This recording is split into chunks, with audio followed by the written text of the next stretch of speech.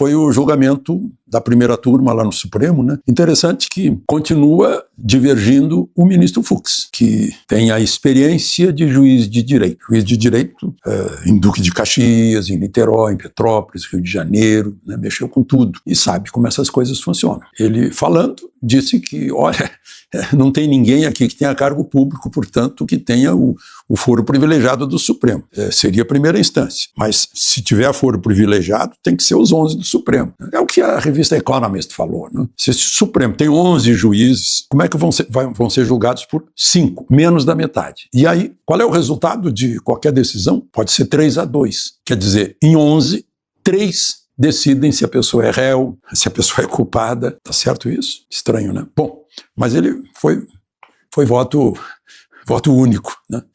Ficaram contra essas coisas a ministra Carmen Lúcia, o Flávio Dino, o relator Moraes e o ex-advogado de Lula, Zanin. Aliás, também eles próprios decidiram que, olha, não tem suspensão sobre Zanin porque era advogado de Lula, sobre Flávio Dino porque era juiz do Supremo, sobre Moraes, que afinal é vítima, né? No relato lá, um relato meio estranho, né?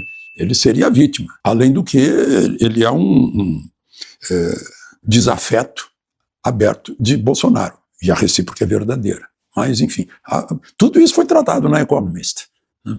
Mas, bom, é o julgamento da denúncia apresentada pela Procuradoria-Geral da República contra o Felipe Martins, né?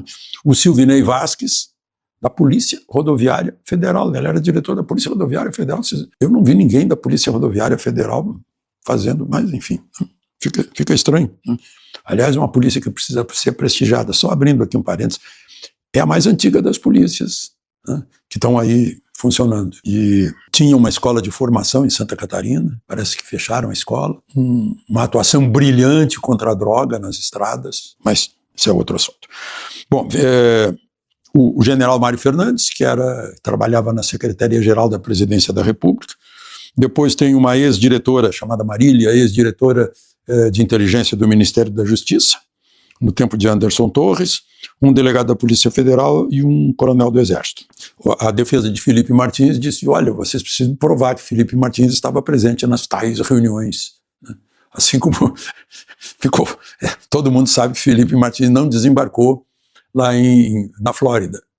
Agora o governo americano, a justiça americana quer saber quem botou o nome dele lá. E vai acabar descobrindo, porque isso é gravíssimo. É uma interferência no serviço de imigração dos Estados Unidos, na entrada dos Estados Unidos. Isso é muito grave. E, bom, aí também a defesa alegou, fizeram pesca probatória, né, a colaboração do coronel Cid foi sob ameaça, né, de investigar o pai dele, a mulher dele, a filha mais velha, né, falta de prova de golpe, não adianta nada. No máximo apareceu o Fux, para dar uma sacudida, mas era previsível, né? São 6, na primeira leva foram 7, parece aquelas coisas, olha, eu lembro, vocês não lembram, mas eu lembro do noticiário, quando vinha noticiário de julgamentos assim, lá na União Soviética. Aliás, o George Orwell e o Franz Kafka estão perdendo uma matéria-prima extraordinária para fazer o que para eles seria ficção. Outra questão, né? E aí, cabe recurso? Cabe. A eles próprios, aos mesmos juízes. Vou pedir um recurso contra o meritíssimo juiz. Porque se fossem para o juiz natural, primeira instância, tinha recurso na segunda instância, na terceira, na instância suprema. Mas já está na Suprema. Aguardavam, né? Eu fiz uma intervenção porque para receber uma denúncia tem que ter uma prova material. E o ministro disse, chegaremos lá.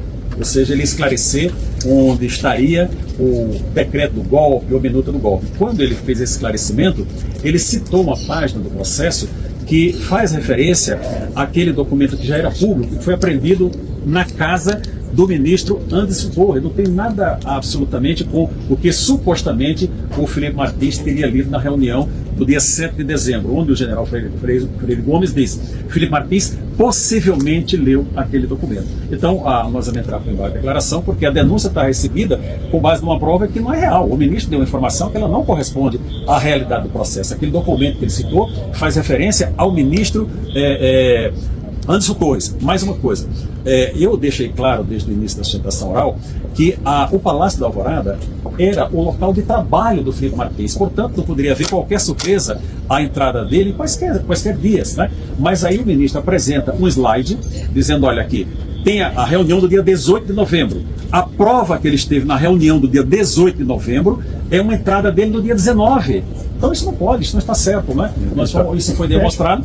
Nós poderíamos ter feito uma outra intervenção, poderíamos, mas como eu disse com os colegas ali do lado, o jogo estava jogado já, né? Então nós vamos agora fazer o embargo de declaração e eu quero, da mesma forma que no final a ministra Carmen Lúcia disse que todos nós temos que agir com boa fé, eu estou acreditando na boa-fé dos 5 senhores ministros que compõem a primeira turma, que disseram, todos eles, de que as defesas não serão prejudicadas, que todas as provas que a defesa fizer o requerimento, elas existentes, elas vão para os autos. E a primeira prova que nós vamos pedir é a questão da geolocalização.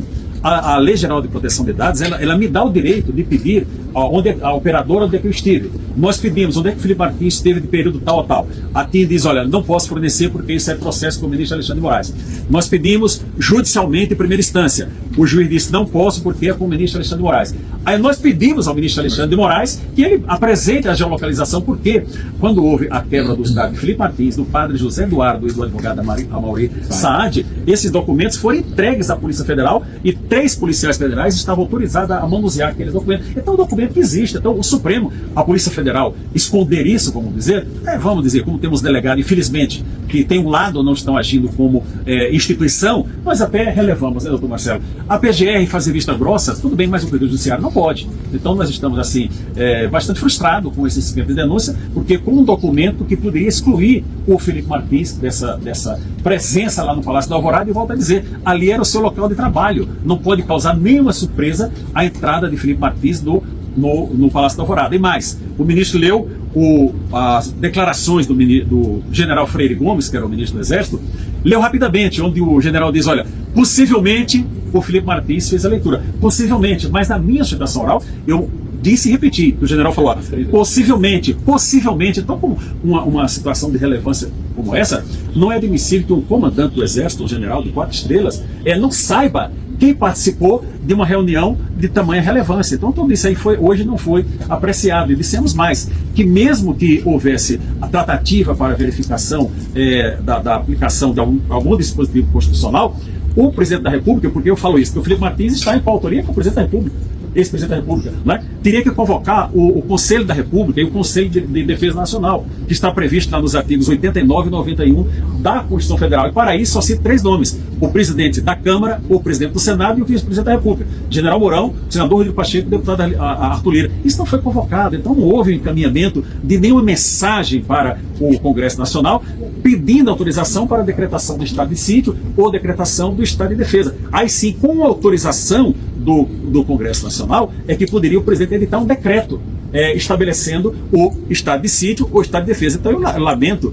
muito que o eminente relator afirma com toda veemência que os golpistas, o decreto de golpe, colocou imagens aqui que não está no processo. Isso é irregular. Você não pode colocar para exposição pública na hora do julgamento uma imagem que não está no processo. E mais, quando mostrou a imagem, aquele ônibus pegando fogo, eu vi que causou um espanto. Aquele ônibus pegando fogo foi dia 12 de dezembro, quando a prisão do cacique Sererê. Não tem nada com os atos do 8 de janeiro. Então, pessoal, tudo isso é muito lamentável. E mais, o senhor ministro Alexandre de Moraes falou da anistia, que não era próprio para anistia. Ora, isso aí é uma questão política. Então, antes de julgar, o julgador que vai apresar, ele já politiza a questão, dizendo, olha, não pode ter anistia. Então, evidentemente que nós, como advogados, doutor Marcelo e o doutor Ricardo, o doutor Edson já saiu por ali, que nós vamos combater isso dentro do processo. Agora, eu, Sebastião Coelho, como cidadão, eu vou combater também, porque eu considero isso um arbítrio.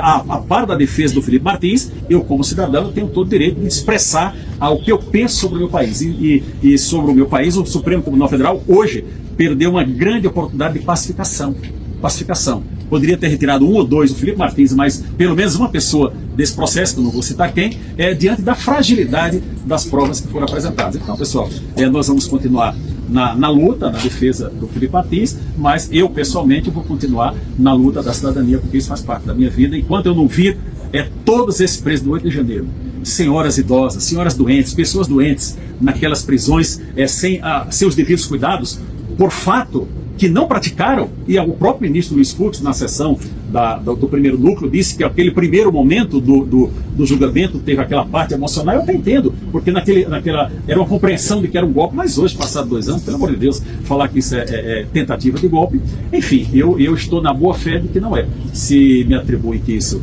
umas indiretas que foram dadas ali, eu não me preocupo com isso, porque quando eu vim para cá, eu disse, olha, eu não tenho nenhuma importância nesse processo. Quem tem importância nesse processo é o Felipe Martins, o meu cliente. Nós só somos apenas representantes dele, que somos hoje, poderemos ser amanhã, que isso faz parte da dinâmica. Curtiu esse vídeo? Se você é patriota e quer se manter informado, já se inscreve no canal e ative o sininho para não perder nenhum vídeo. A seguir, clique no card do vídeo para mais notícias.